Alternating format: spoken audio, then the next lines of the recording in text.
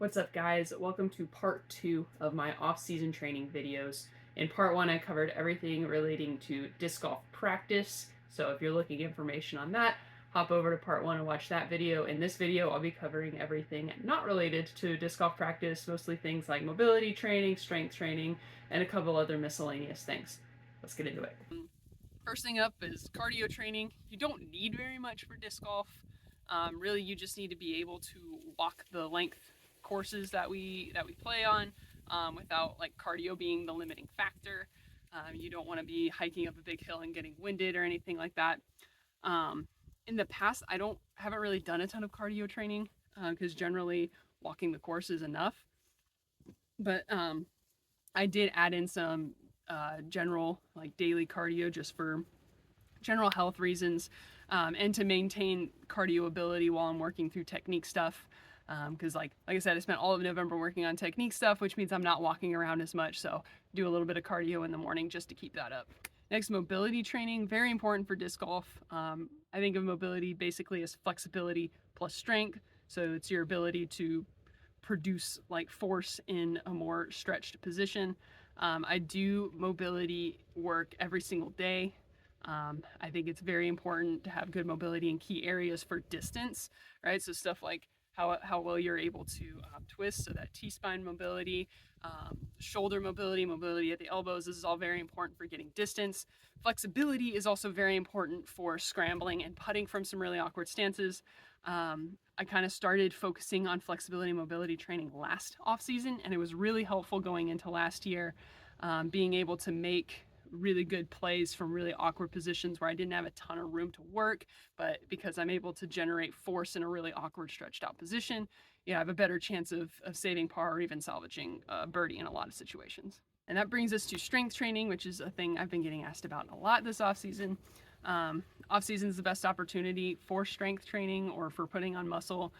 Generally, when you're going really hard in the gym, it interferes a little bit with your ability to throw. So for that reason, strength training during season isn't the priority, but because we don't care about performance as much during the off season, it's a great opportunity to kind of pursue that. So what I focus on is I want to improve my strength and I want to improve my mobility in particular. And so to do that, I focus mostly on compound movement, so stuff like the squat, the RDL, the pushes, presses, and that sort of thing. Really controlling the eccentric through a full range of motion, because that's what's going to actually improve your mobility. It's not just being really flexible, but actually being able to produce force in those stretched positions. So full range of motion weight training is one of the best ways to do that. That's also going slow on the eccentric is a really great way to protect your joints while you're strength training. We don't need anybody blowing out knees or elbows. And the last thing I focus on is maximum intent to move when I'm actually pushing the weight back up. So the concentric portion, trying to move the weight as fast as you can. That's going to translate to better force production later. Okay, so one thing I really want to highlight when talking about strength training is that the best way to get better at disc golf is disc golf practice. All of the stuff we talked about earlier in the video, the technique training, the shots training, the performance focus training, that's what's gonna do like 98% of getting you better at disc golf.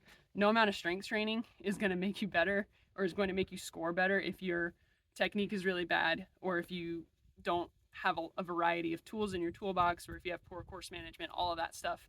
Strength's not gonna help you with that. Strength will make you bigger, faster, stronger, able to produce more power, but none of those things actually make you better at golfing. So while I think strength training is really important, nothing is more important than actually practicing disc golf if disc golf performance is your main goal.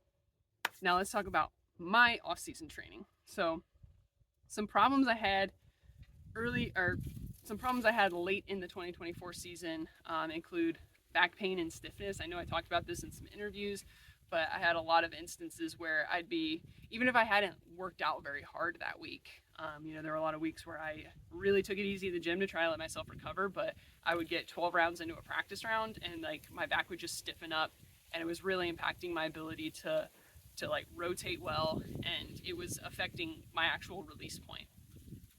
So one of my goals this off season is to try and figure out what the heck's going on there and hopefully minimize that. So back pain stuff, and then just in general, move better and pain-free consistently. because I don't want to have this instance where like I'm not very limber Tuesday and Wednesday when I'm practicing, but then come Friday I'm super recovered and I feel great. But I'm throwing the disc harder, which is good.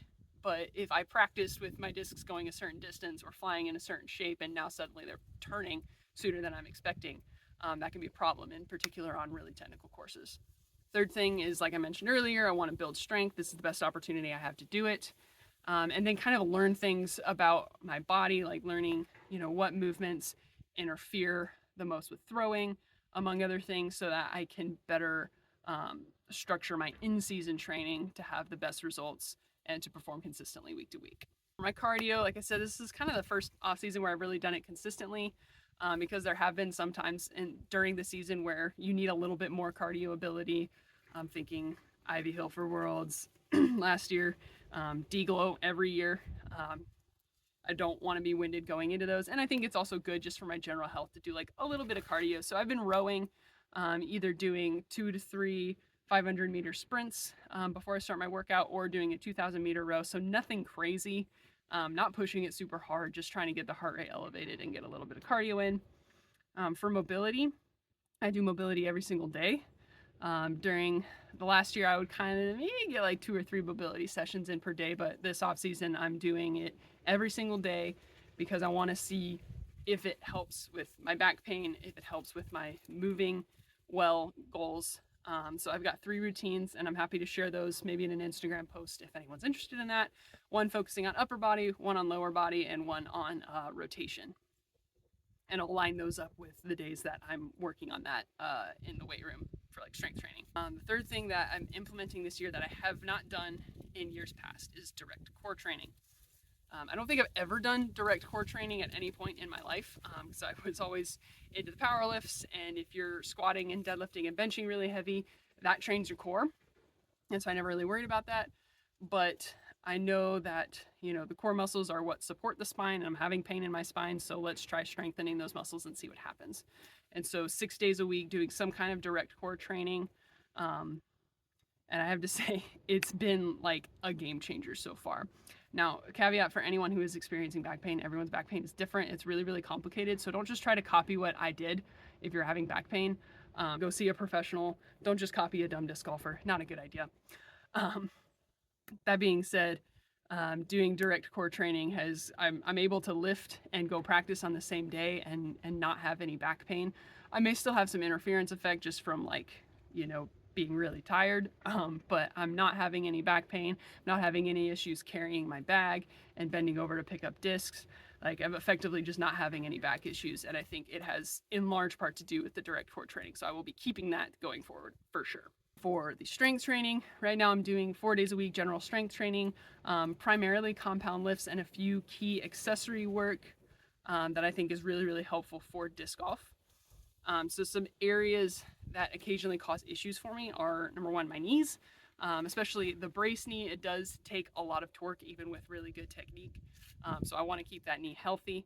And the way I do that is doing squats and split squats with full knee flexion, making sure I'm only ever doing it pain-free, trying to get really slow on the way down. Like I said earlier, really slow on the way down, kind of a pause at the eccentric and then exploding up, making sure I'm only using a range of motion, the fullest possible range of motion that I can do pain-free. I've also added in Cossack squats, so that's like that really deep side lunge, which I think I posted that on my Instagram. But I think that's really good for improving mobility. That directly correlates to ability to scramble, and then also like pushing off the side, I think mimics the brace really well, and so that's been a nice addition. Next problem area for me is elbow. If you throw a lot of sidearms, or even if you just putt a lot, or even if you throw backhand a lot, that's a lot of stress on the elbow. And so I find when I'm consistently doing full range of motion bicep and tricep work, my elbow's totally fine. I can do as many forehand throws as I want. Usually my hand gets torn up before my elbow does. And then lastly, ankles/shins. Lots of ankle injuries on tour. Kind of a huge problem. You just like step in a hole randomly, and if you twist your ankle too much, you're kind of done. So I do a lot of calf and tibialis training to keep my ankles really strong. That's also been really good if like you ever have shin splints. I know Tyler, when we first started playing disc golf, had really, really bad shin splints, and this was the only thing that helped alleviate that. I don't think he's had problems since then. So to protect your ankles, calf raises, tib raises. And so the last thing I'm kind of experimenting with a little bit this off season that I haven't done in the past is more power focused movement. So stuff like the push press or doing like a sub maximal squat load and focusing on bar speed, stuff like that. Also starting to incorporate some low intensity plyos with the intention of kind of progressing to maybe some more sport specific plyometrics. In theory, I think that should make me more explosive, but we'll see. I haven't done plyos in a long time, so kind of easing into it, including it on my non-lifting days. So that's pretty much it for the big stuff in terms of training and practice. There are a couple other like miscellaneous things that I've found really helpful this off season. One being actually doing all of my working out in the morning. So I used to kind of just stay up really late because Tyler's kind of a nighttime person. So I would stay up late and then sleep in and go practice. And then in the evening, after the sun's down, do my workouts. But I've found that usually after a full day of practicing, really tired. And so those workouts aren't great. Also, I felt like sleeping in, I was kind of wasting some daylight. So just like as an experiment, I tried kind of shifting my day a lot earlier. So lately I've been going to bed at 9:30 and waking up at 6:30 and being in the gym by 8, being done with all of my training by like 11-ish. And then having like the whole rest of sunlight basically to work to practice, and then being completely done with everything at 6. And I found that actually if I'm getting enough sleep, I'm kind of a morning person. Who knew? So that's something I'm going to try to carry into the season, as well as continuing to go to bed really early and get up really early. I think that will actually be better for performing on tournament days. I heard I think it was on some podcast like that put sleep regularity in a new kind of light for me, is that like if I'm sleeping until 9 and then on the weekdays and then getting up at like 6 for a tournament day, I'm effectively giving myself the equivalent jet lag of going from the East Coast to the West Coast in the US. I might have that backwards, but you're giving yourself 3 hours of jet lag the day before, like the night going into when you actually need to perform your best, which is kind of silly. So I'm making not only like duration of sleep and quality of sleep, but also regularity of sleep a huge priority. And that's been really great for my mood, my recovery, and for like actually getting all of my stuff done. Because now I'm like completely done at 6 o'clock. So I have all of this time in the evening, even before 9:30, to get to just like relax and chill. And it's been really great. So I'm going to keep that going into the season. That being said, if you guys have any like questions or comments about off-season training, you think I'm a total idiot for doing it this way, or you think maybe what I do is cool, I don't know, drop a comment below, let me know. Be super cool to hear from you guys, and I'll catch y'all in that next one.